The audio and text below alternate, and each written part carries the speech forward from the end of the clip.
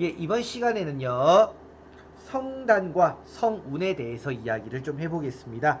먼저 다룰 내용은요, 성단입니다. 성단은요, 별 성자에 모을 단자를 사용합니다. 그래서 별의 모임이라고 생각을 하시면 돼요. 이러한 성단은요, 크게 두 가지가 존재합니다. 구상성단이라는 게 존재하고요. 산계성단이라는 것이 존재합니다. 다시 한번 무엇과 무엇이 있다고요? 구상성단과 무엇요? 산계성단이 존재합니다. 조금만 더 키워볼게요. 구상성단과 산계성단이라는 게 존재합니다. 이때 구상은요 별 공구자의 모양 상자를 써서요 별이 모여 있는데 뭐처럼 모여 있다고요? 공처럼 모여 있다고 해서 구상성단이라고 이야기를 하게 되고요. 거기에 반해서 산계성단은요 흩어질 산자에 열릴개자, 그래서 별들이 흩어져 있는 형태라고 생각을 하시면 됩니다. 구상성단과 산계성단은요 비교하는 표가 하나 있는데 이 표를 갖다가 조금 기억을 해 두시면요 공부하는데 꽤 도움이 되지 싶습니다. 먼저 구상성단과 상계성단에 대한 모양에 대해서 좀 살펴볼게요. 제가 점 하나를 갖다가 별이라고 한다면요 구상성단은 아마 다음과 같이 모여 있지 않을까 싶어요. 이런 식으로요. 아니죠? 이건 원입니다. 그럼 조금 더 빼곡하게 지금처럼 채워야 될 거예요. 제가 수업 시간에는 엄청나게 점을 많이 찍는데요. 지금은 그 정도까지는 안 될 것 같네요. 자, 요렇게 한 것을 우리가 구상성단이라고 할 수 있고요. 여기에 반해서 산계성단은요, 같은 범위지만 별들이 좀 흩어져 있다는 얘기입니다. 하지만 너무 많이 찍으면 공처럼 뭉쳐 보일 테니까 더 많이는 찍지 않겠습니다. 자, 그러면 별의 수부터 한번 이야기를 해볼까요? 어느 쪽이 별의 수가 당연히 많을까요? 구상성단이 많습니다. 보통 수만에서 수백만이라고 이야기를 많이 합니다. 그리고 산계성단은 그만큼 별의 수가 적겠죠. 그래서 보통 수십 개, 수백 개 정도 되겠네요. 수백 개에서 이제 수만 개 정도라고 얘기하는데요. 평균 한 100배 정도의 차이가 난다라고 보시면 될 것 같습니다. 자, 그러면 이러한 구상성단과 상계성단의 별의 나이를 갖다가 한번 알아볼게요. 어느 쪽이 별이 더 오래된 별들일까라는 겁니다. 이때 제가 이제 수업 시간에도 이야기는 하지만요. 별이 생성되는 건 빅뱅의 초기에서 이제 별이 생성이 많이 되었을 거고요. 빅뱅 초기를 지나 지금은 어떻게 되냐면요. 별들이 쪼개지면서 별들이 점점 늘어납니다. 그러면 산계성단이 쪼개지면 구상이 될 테니까 산계는 만들어진 지 얼마 안 된 별이겠죠. 그래서 일반적으로 우리가 젊은 별들이라고 이야기를 많이 하게 되고요. 거기에 반해서 구상성단은요. 이 산계성단이 쪼개지면서 만들어진 것들이라고 이야기를 해서요. 일반적으로는 늙은 별이라고 이야기를 많이 합니다. 자, 별의 나이가 나왔으니 이제 무엇을 해볼 거냐면 별의 온도로 들어가 볼게요. 자, 별의 온도는 어느 쪽이 높을까요? 인데요. 자, 산계성단 같은 경우는 젊은 별이라고 했죠. 그렇단 이야기는요. 산계성단은요. 가지고 있는 에너지원이 아직은 많다는 얘기입니다. 그렇기 때문에 그만큼 온도는 굉장히 뜨거운 별이고요. 반대로 구상성단은요. 온도가 낮은 별입니다. 그래서 이제 별의 색이 나타나는데요. 지난 시간에서 제가 한번 이야기를 했습니다. 별의 표면 온도에 따른 별의 색. 그래서 청색, 청백색, 백색, 황백색, 황색, 주황색, 붉은색 기억나시려나 모르겠어요.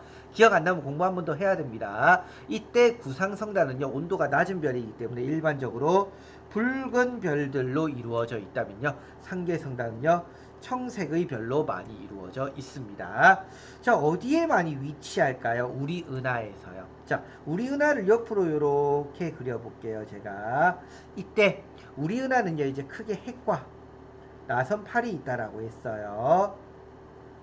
이때 구상성단은 원의 형태였죠. 그래서 이제 우리 퍼즐 맞추기로 제가 이야기는 하지만요. 이제 핵에 보통 위치를 많이 하고 있습니다. 그래서 은하의 핵에 많이 위치하고 있고요. 거기에 반해서 산계성단은요. 나선팔에 많이 위치하고 있습니다. 기억을 해주시면 공부하는데 꽤 도움이 많이 될 거라고 생각합니다. 한번 다시 정리해 볼까요? 구상성단과 산계성단이 있다라고 했고요. 구상성단과 산계성단의 모양, 구형이고요. 흩어져 있는 형태입니다. 구상성단이 별의 수가 많아요. 산계성단은 적고요.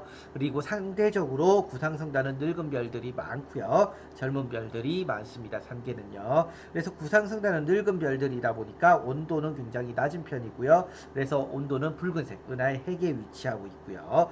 거기에 반해서 산계성단은요 온도가 높은 편이고요. 청색의 빛을 많이 띠고 있으며 나선팔에 많이 위치하고 있습니다. 공부하시는데 조금 도움이 되었으면 하는 바람이 있고요. 자, 성단을 했으면 이제 무엇을 할 거냐면요. 성운에 대해서 들어가 보도록 하겠습니다. 성운은요 별 성자의 구름 문자를 씁니다. 그래서 별구름이다, 구름별이다, 뭐 여러 가지 이야기를 하는데요. 정확히는 이렇게 이야기합니다. 성간 물질이 별처럼 보이는 거예요. 그러면 성운은 실제 별이다 아니다? 아닙니다. 그럼 여기서 성간 물질은 또 대체 뭔가요? 라고 이야기를 저한테 많이 해요. 목이 타서요. 자, 그러면 성간 물질은 무엇이냐면요. 별 성자의 사이 간자죠. 그래서 별 사이에 있는 물질입니다. 선생님, 별 사이에는 아무것도 없는 거 아닌가요? 라고 이야기를 많이 하는데요.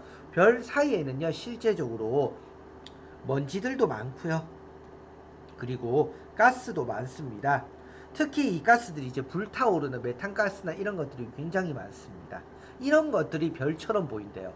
그런데 먼지나 가스가 과연 우리 눈에 보일까요? 잘 안 보이겠죠. 그래서 많은 성운들이 다 눈에 보이는 게 아니고요. 몇몇 성운들이 보입니다. 그림으로 이해를 하면 조금 더 쉬울 거예요. 한번 보도록 할게요. 자, 지구가 있습니다. 그림은 좀 상대적으로 제가 어, 꼭 성운이 가까이 있는 것처럼 보이겠지만 굉장히 멀어요. 자, 여기에 지금 가스 덩어리가 있습니다. 크기는 굉장히 큽니다. 뭐 큰 거는요 태양계 크기 정도도 돼요. 굉장히 커요. 이 가스 덩어리가 있는데요. 이 가스 덩어리 안쪽에 무엇이냐면요. 굉장히 온도가 높은 별이 있다고 한번 해볼게요. 그럼 어떤 일이 일어날 거냐면요. 이 가스 덩어리들이요. 이 높은 별에 의해서 뭐 할까요? 불타오를 겁니다.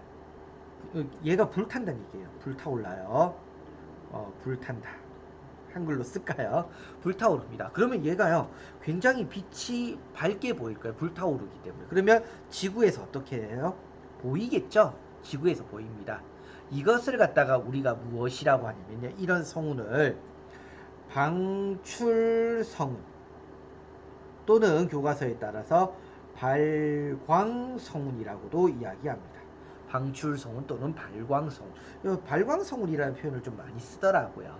그래서 발광성운은요, 쉽게 얘기하면 성운 안쪽에요. 가스덩어리 안쪽에 굉장히 뜨거운 별이 있어서 어떻게 한다고요? 불타오르는 거예요. 이해가 되시나요? 자, 그러면 이번엔 다른 걸로 들어가 볼게요. 자, 이번에 역시나 성운이 있습니다. 흰색으로 해놨네요. 검은색으로 다시 한번. 자, 그런데 이번에는요, 뜨거운 별이요. 여기 있어요. 자, 그렇다면 이 빛도 오겠지만 중요한 건 이 빛이요. 가스 덩어리에 맞으면 어떻게 되냐면요. 이 가스 덩어리에서 이 빛을 반사시킵니다. 반사시켜요. 그러니까 모든 것들이 다 그렇진 않지만요. 빛을 반사할 수도 있습니다. 이러한 가스 덩어리들이요. 그럼 이렇게 반사하면 이 가스 덩어리들이 내 눈에 보일까요? 안 보일까요? 보이겠죠? 이런 걸 갖다가 뭐라고 하냐면 반사성운이라고 합니다. 그래서 반사성운은 뭐냐면요. 가스덩어리 앞쪽에 밝은 별이 있고요. 이 별의 별빛을 반사시켜서 보이는 거예요. 별빛을 반사시켜 보이는 겁니다. 자, 그런데 또 하나가 있습니다.